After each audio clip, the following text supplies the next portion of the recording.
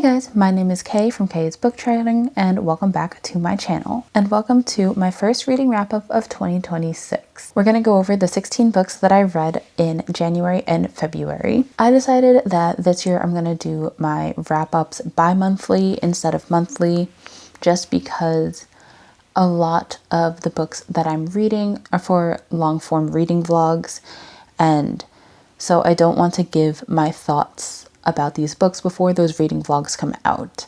So I've switched my wrap-ups to bi-monthly, and yeah, we have a ton of books to go through. So let's just go through the stats. Like I said, I read 16 total books in January and February. 3 of them were nonfiction, 2 of them were sci-fi, 1 contemporary fiction, 3 romance, 2 horror, 2 fantasy, 1 classic, 1 graphic novel, and 1 historical fiction. So I've been hitting a wide variety and really stepping out of my comfort zone. But with all that being said, let's get into the books. So the first book that I finished this year was Stamped: Racism, Anti-Racism, and You by Jason Reynolds and Ibram X. Kendi. This is a nonfiction book that's actually intended for middle schoolers. I didn't know that when I originally picked it up. I thought that this was the adult version of the book. I ended up listening to this on audio and still learned a lot from it. This goes through the history of African Americans in the US, starting all the way back in Africa and how African slaves were brought to the Americas and how slavery and Jim Crow laws and everything like that has resulted in society today. While I've never really been good at remembering dates and names and things, and that still kind of persists even after reading this book, I can't tell you a bunch of historical details around this. I still feel like I took a lot away from it.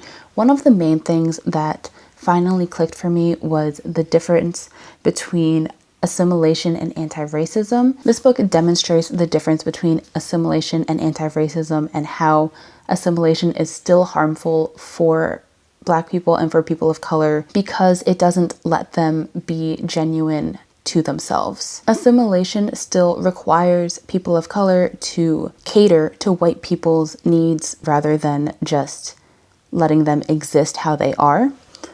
And so I feel like this is a really good read, both for younger readers, but also for adult readers. Like, I think a ton of people can still take a lot away from this, even if this isn't their intended age range. I thought that this was really good. I ended up rating it 4.25 stars out of 5. I will say that, at least in the audiobook, the way that the writing is, it is addressing the reader, and you can tell that it was meant for kids because they're trying to talk to them in a more colloquial manner, trying to connect to them, and it gave a little bit of the cringy uncle trying to be cool. But filtering all of that and just looking at the actual topics and conversations that it brings up, I think this is a very important read. Then the next book that I read is 11/22/63 by Stephen King. This is a book about a guy who finds a portal that lets him time travel back to, I believe, 1958.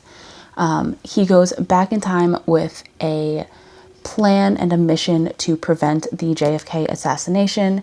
And so this follows his journey heading back in time and everything leading up to the assassination. I read this for the BookTuber Taste Match Reading BookTuber Favorites vlog. So you could see my more in-depth thoughts in there. If I remember, I'll link the video down below. But I wasn't really a big fan of this book. I thought that the first half of this book was very slow, very repetitive. I feel like we were being beaten to death with the rules of the time travel and how time travel works and the fact that the past doesn't want to change.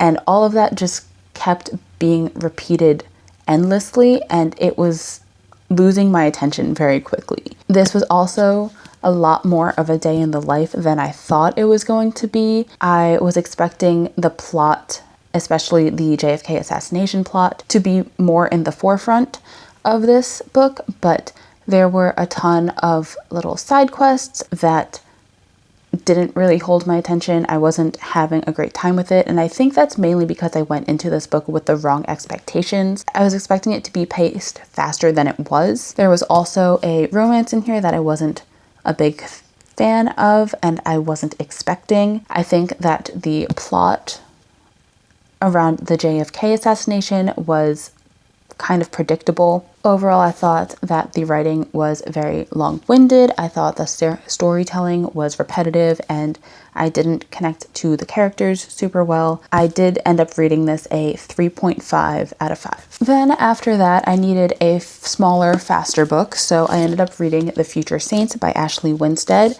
This is a book about a band whose manager has just passed away. This focuses on them dealing with their new manager and the effects of them going viral. This book deals with grief. It deals with fame. I really loved this. It's hard to tell if this was a product of me reading it at the right time or if it was this book in particular. I've seen a bunch of mixed reviews about this book. I really liked it. This book includes a bunch of mixed media elements in it, which include like comment sections or descriptions of TikToks and videos that got posted that contribute to this band's fame.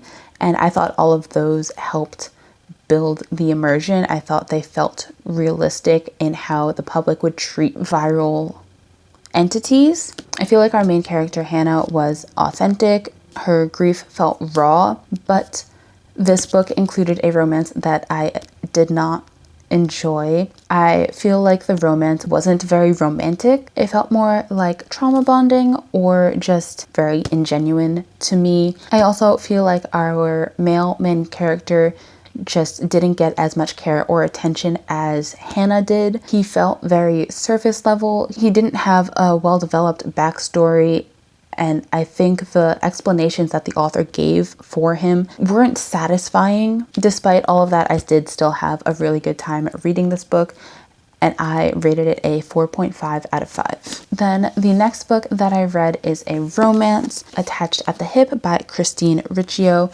This is a survivor-inspired book where people go on to the show and are put on an island and are paired up to compete in challenges. I've never seen Love Island, but I'm assuming it's like one of those dating shows, but with the survivor element of surviving in the wild. I thought this was really, really fun. Survivor is one of my favorite shows of all time. I've watched it with my parents growing up for as long as I can remember, so I had the best time reading this. I feel like reading this book, you could tell that the author was a big fan of both books and Survivor. There were a bunch of references in there that you may not necessarily understand unless you are a fan of the show or a fan of reading. Despite this being about a dating show, I feel like it was more of a self-exploration, self-discovery story than a romantic one. Our main character, Ori, is known to be an anxious person, someone who won't decide what she wants to do for herself. She just does whatever everyone else is doing. The events of this book take place right after she graduates college, and she has no plan for what she wants to do with the rest of her life, which I feel like is a very relatable feeling for people. While I thought Ori was a relatable character, I did think that her anxiety was a little bit more of the TikTok quirky version of anxiety rather than like the raw, real, messy version of anxiety. I loved her main love interest. I just thought that he was really fun and I just enjoyed reading him. I think that he was a little bit surface level though. I wish he got a little bit more depth. The writing in this was not my favorite. I think there was an overuse of metaphors in here, and a lot of these metaphors were weird and random. However, I do think that helped match the quirky vibes that Ori was giving. Overall, I had a really fun time with this. It was exactly what I needed at the time, so I ended up rating this a 4.25 out of 5. Then the next book that I read is a YA romance, and that is Fake Scanning by Lynn Painter. This is a fake dating trope story. It's second chance. Two former best friends meet again in high school when she moves into town, ends up going to the same high school as him. They're not on speaking terms. They have a little bit of a disagreement, like something happened between them when they were younger, but circumstances happen and they end up having to fake date. This book I also had a really good time with. I love a lot of Lynn Painter's books, especially her YA books. I feel like all of them, while not realistic, are just fun. They give that like cheesy rom-com from the 2000s vibe. I also think that Lynn Painter's YA books specifically have incredible yearning and tension, especially because she can't put in any of the spice that her adult books get. So her younger characters just end up wanting a lot. The plot in this was very cliche and predictable, but I thought that the two main characters had great chemistry together. He was the stereotypical small town hero, big sports guy, and she was the typical book nerd, quiet, nobody knows me, trying to fly under the radar type girl. A lot of this was just stereotypical cliche rom-com tropes, but I thought it was still a really fun read. I ended up rating this 4.5 out of 5. Then the next book that I read was Bateater and Other Names for Cora Zeng. This book I also read for the Booktuber Favorites video. It follows a girl named Cora Zeng in the height of the pandemic in 2020.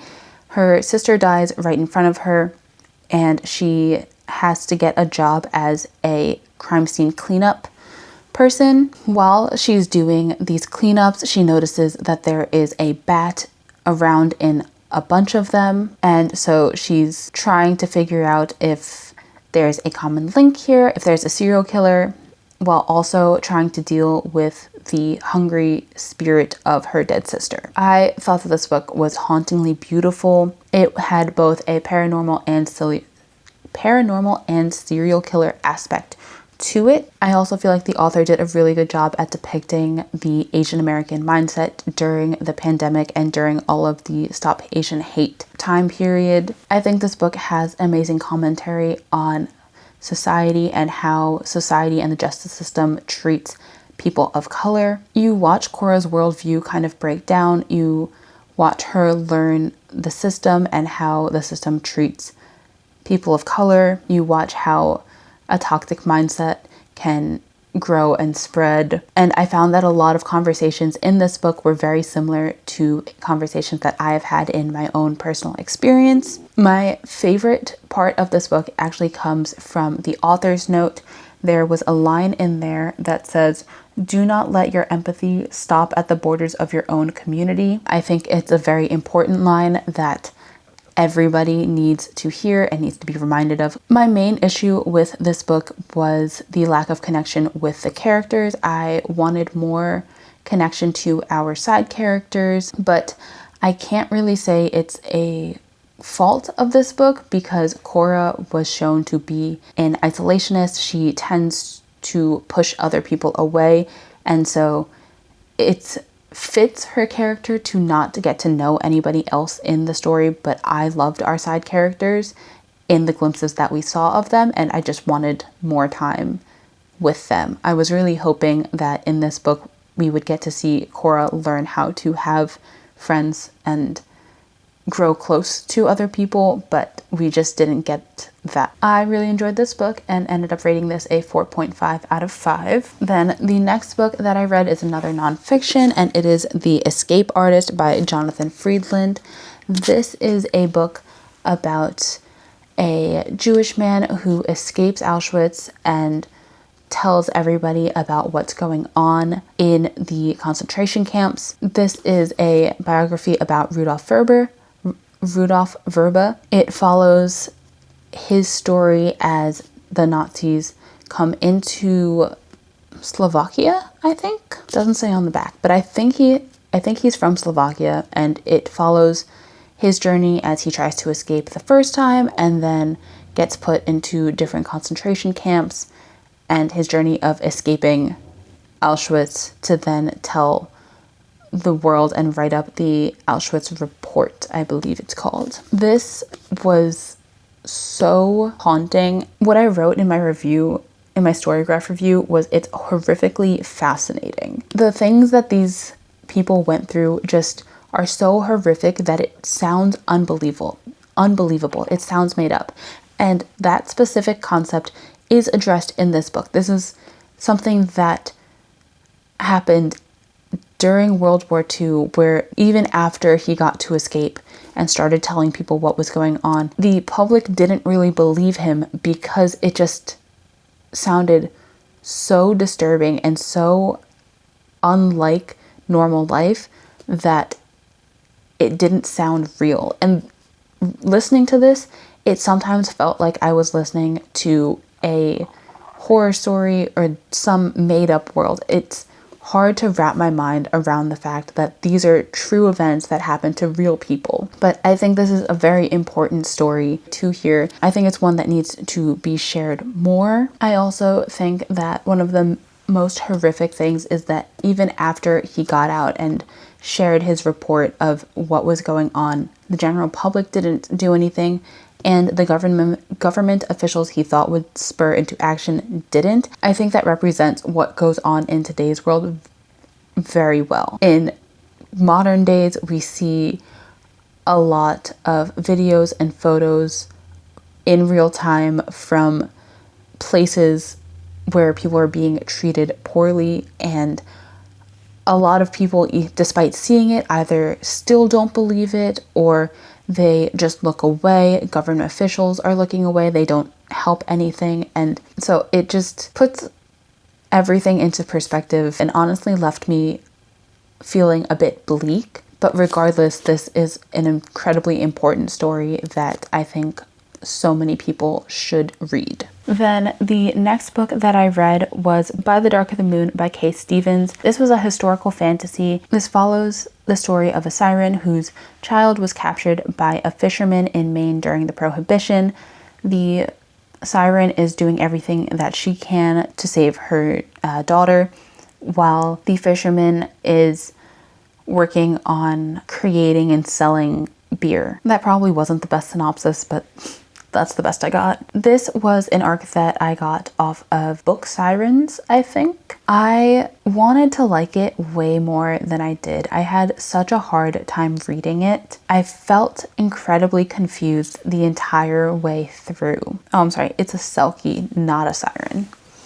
But I was hoping for this to be more of an adventure story, for there to be more of a plot going through it, but this was more of a slice of life. The plot of the Selkie trying to save her daughter didn't really come much into play until the second half of the book, maybe even further than that. I think it might have been 75% mark. The first half of the book was spent bouncing between so many different perspectives and getting the backstory of so many different people, and it was honestly just very confusing. There was no cohesiveness between chapters. It didn't flow at all, and the constant flip-flop between the past and the present was very disorienting. There was no indication of what time it was, past or present, so it took me a few pages to figure out what I was even reading. I think the whole book just needed a lot more editing. It felt incredibly choppy, like it was just author notes or chapters that were woven together rather than one whole story. And despite the amount of backstory that we got in the first half of the book, I feel like we didn't get enough backstory about the things that were important to the story. I feel like we needed more about the Selkies and their community and just their history. The book had way too much going on top of the Selkie plot. There were also elements of spirits, of seers, of child porn and rape conflicts that just felt shoved in. Yeah, I feel like this book just lacked direction. The one thing that I did really like about this book was the setting. The author used a bunch of slang that I am assuming is 1920s slang. The setting and the people did make it feel like 1920s prohibition. So I do think that was well done, but unfortunately the plot, the conflict, the characters, everything else just wasn't satisfying. I rated that a 2.25 out of 5. Then the next book that I read was The Pallbearers Club by Tremblay. This was the third book that I read for the Booktober's Favorites video, and this book kind of left me with mixed feelings as well. I thought that the structure of the book was one of the most unique things I've ever read. The Pallbearers Club is a horror thriller that's written in the style of a memoir. It follows this kid named Art. In high school, he starts a Pallbearers Club in which he and the other members of his club would attend funerals where there would be little to nobody attending and then help bring the coffin out to the hearse. Through that club, he meets a girl named Mercy, and the two of them start hanging out and becoming friends, but for some reason or another, Art starts thinking that Mercy is a vampire. This book is written like a memoir from Art's point of view, but it has red marks and corrections done by Mercy. So if you read this book, I highly recommend reading the physical version because you'll get all of the red mark scratches and markings on it. It gets a little hard to follow sometimes in the ebook version, at least the version that I read, just because all of the notes are shoehorned between paragraphs, so it gets a bit confusing on what these notes were applying to. I liked the book at the beginning and then also kind of at the end, but the middle felt like a huge slog to me. I thought that Art was so whiny and incredibly annoying to read from.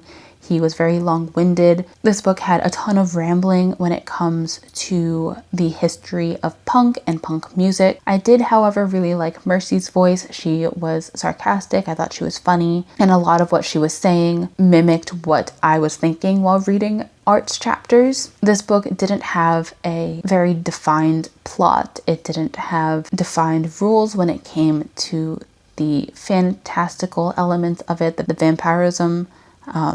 None of that was really defined.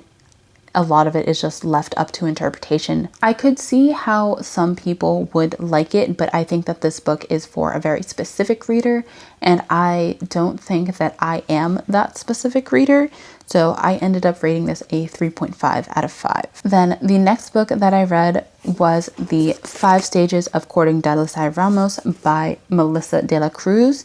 This is a workplace romance. It follows this guy, Evan, who finds the new girl at his job very attractive, but when he tries to ask her out, she rejects him, and he finds out that it's because she is very traditional. She's a traditional Filipino, and she wants him to go through the 5 stages of courting. I was really hoping to love this, but it honestly didn't hit for me the way that I was hoping it would. It's very cute and fast-paced, which is what I needed at the time, but I feel like there wasn't enough chemistry or emotional development between them for me to believe any of this. Like, I think that their connection was a lot more based on physical attraction rather than anything else. The third act breakup in this is both understandable and not understandable. It was partially a conflict of cultures,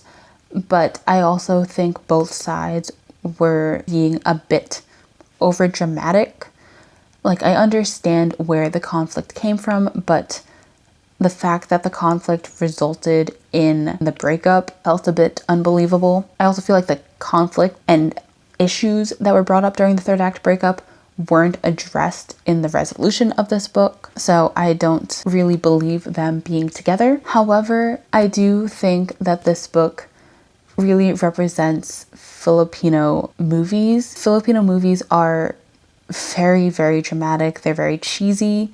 They're over the top in every way, shape, or form, and I think that this book matches that. It felt like some of the Filipino movies that I've watched, and I feel like that tends to be a very hit or miss, and unfortunately this one didn't hit as well as I thought it was. It wasn't a complete miss. I still had fun reading it, but I did want more from it. So I ended up rating this a 3.5 out of 5. Then the next book that I read was The Color Purple by Alice Walker. This is an American classic. It follows this girl, Sally. It highlights the lives of Black people in Georgia in the 20th century, I believe during the Jim Crow era. This is very slice of life. It's written through Sully's letters to God, and I really enjoyed this one. This book touched on so many different topics, including domestic abuse, rape, queer identity, religion, racism, colonialism. There were a ton of conversations about power dynamics in various situations, whether that's men and women, white and black, African and Western. I was surprised at how much I liked this book. The writing does take a little bit to get used to because Sully is an uneducated Black woman at this time, so she doesn't use the formal English, but I feel like that was just an easy adjustment. And I think that this is a very accessible classic for people to read. I don't know if this is technically considered a classic, but I consider this a classic. It has a lot of depth and relatability, and I think a lot of these conversations are still applicable today. Then the next book that I read was Avatar: The Last Airbender, The Promise Part 1.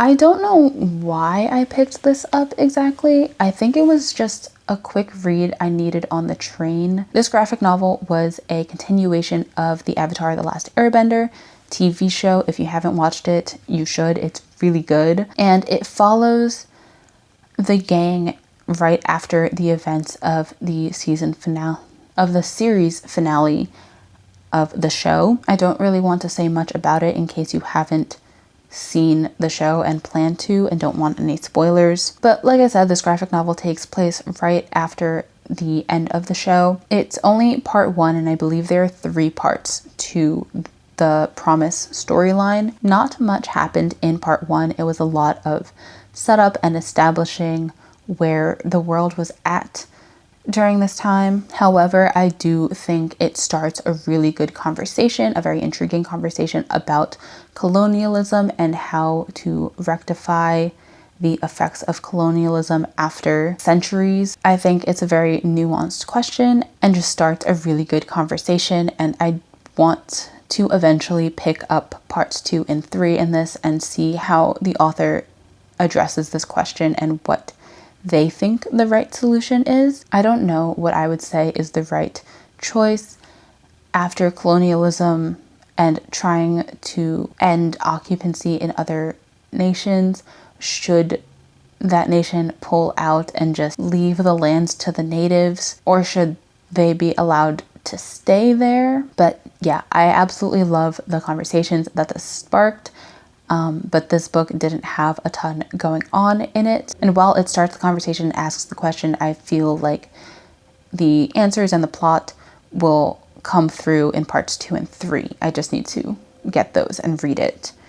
So I ended up rating this 3 stars, but that was more so just because it was short and was just setting up for the future. Then the next book that I read was The Anthropocene Reviewed by John Green. This is an essay collection where John Green just reviews and talks about his experience with anything and everything. I believe this was written during the pandemic, and so a lot of these essays felt very reflective of his life, but also how the world has changed since COVID. John Green shows a ton of vulnerability throughout these essays with his OCD diagnosis, with the anxieties and stress that he had during the course of the pandemic. He also inspires more appreciation for the little things around us. This was a book that I listened to on audio, and I thought that that was a great experience. John Green is reading his own essays, so you get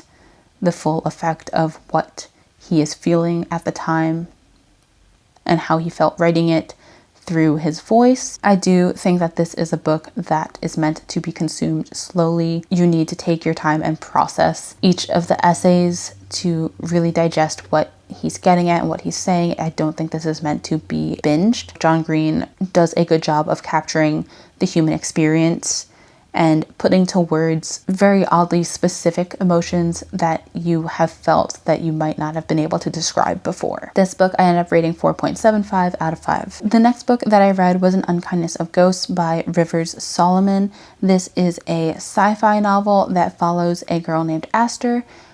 She lives on a ship in outer space. This ship operates in somewhat of like a caste society. The lower decks are poorer and then the upper decks are the rich elite. During the events of this book, there are blackouts that are disproportionately affecting the lower deck people. There is a regime change, and Aster is trying to dig into and translate her mother's journals. I feel like the synopsis sounded like something that would be right up my alley. I am a fan of dystopian books, but this wasn't for me, unfortunately. The writing was very direct, very monotone, which does match Aster as a character. Without using the specific terms, Aster reads as a very autistic character. However, the directness and the monotone creates a disconnect between the reader and the events of the story. I also feel like the author didn't let us experience too much with these characters.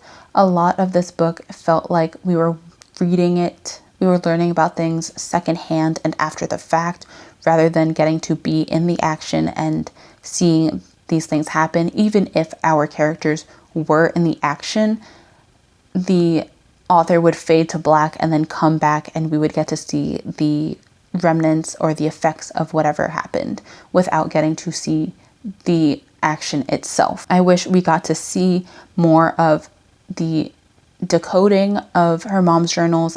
Wish we got to see more of the planning of rebellions or any other momentous occasion. I felt like a lot of the friendships and relationships in this were very factual rather than emotional.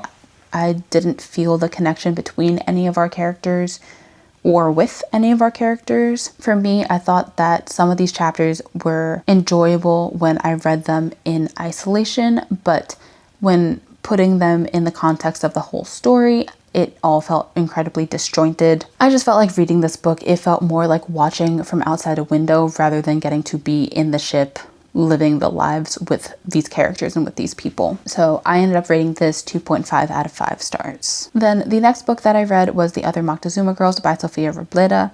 This is a historical book. It has a couple fantasy elements in it, but it's not like heavy fantasy. It follows these 3 siblings and their new cook as they travel around Mexico, trying to find different chapters of their mother's hidden or like secret diary. Each chapter unlocks new parts of their mom's life that they just didn't know about. Their mother was the daughter of Moctezuma, and so she had a front row seat to the war with the Spanish and to the colonization. This book has chapters in present day where we are following these 4 kids on their quest to find these journals, as well as the chapters of the journal reading the mom's experience during her life. It has a ton of history woven into it. It has a bunch of cultural aspects, and I really enjoyed the story. The writing was very fast-paced. I loved the cultural details that were incorporated in this book. I honestly don't really know if it's YA or not, but the writing feels a bit young, so it might be. I thought that the scavenger hunt and quest was very fun, but conclusion to it was a little dissatisfying. I also was hoping for a bit more depth and nuance in the conversations that were being had. I feel like some of the conflicts were resolved a bit too conveniently. There was a ton of plot armor around our main characters. But overall, I thought this was a fun time, so I rated this 3.5 out of 5. And the last book that we are talking about today is The Inheritance of Orquidea Divina by Zoraida Cordova. This book I technically finished March 1st, but I read the majority of it in February, so I'm throwing it in this video. This book follows a family whose matriarch, Orquidea Divina, passes away, but like not really. The matriarch of this family invites them all to her funeral, and gives them some magic as part of their inheritance. 7 years go by from that funeral, and they start realizing that everyone in their family is dying in rapid succession. And 3 kids in this family, Marimar, Ray, and Rhiannon, go on this journey to Ecuador to figure out what happened in Orquidea's life and how they can stop it. This book has a ton of fantasy elements in it. I think that the fantasy elements were unique. I've never seen some of this before, so I really enjoyed that part of it. I feel like overall for this book though, my thoughts were very mixed again. This book had a ton of aspects to it that I feel like I should have loved. The fantastical or magical components, family relations, generational trauma, foreign cultures, dual timelines, an intriguing plot. But for some reason, it didn't really come together for me in this book. Like I mentioned, there are dual timelines, so some chapters are written in the present day where we're following Marimar, Ray, and Rhiannon trying to save their family, and some chapters are written in the past where we're following Orquidea Divina and the events that led to all of the present day conflicts happening. This book left me feeling very unsatisfied and honestly kind of confused. The magic elements were never explained. They're just kind of inherent to the world. And a lot of time those creatures felt like plot conveniences. They only ever came up when it was convenient for the characters. I feel like there were too many family members in here. Everybody felt very surface level. I think the only one that was given any depth at all was Orquidea. Even then, I didn't feel like she had a ton of depth. I honestly think that a lot of my feelings on this might have come from the timing of me reading it. I had a ton of headaches while reading this, and so it's hard to know if my confusion came from the fact that my brain was struggling to focus or if that was actually the writing not explaining enough to me. Overall, this book was fine. I feel like I just needed a little bit more from it, so I rated this 3.25 out of 5. But with that, that is every single book that I read in January and February. If you made it this far in the video, thank you guys so much for watching. Comment down below your thoughts on any of these books, or what your favorite book you've read so far in 2026 is. If you liked this video, give it a thumbs up, subscribe, and I'll see you guys next time. Bye!